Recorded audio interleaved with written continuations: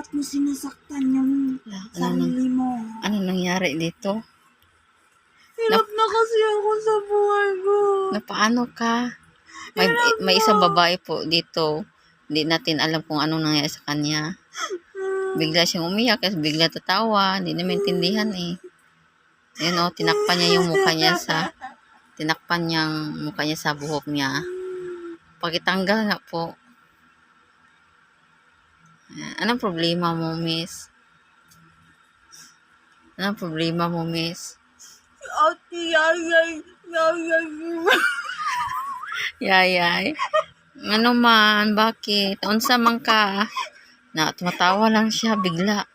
Kaya di natin alam kung ano nangyari dito. Yan. Tingnan mo. Yan. Tumawa siya bigla lang siyang huminto. Yan.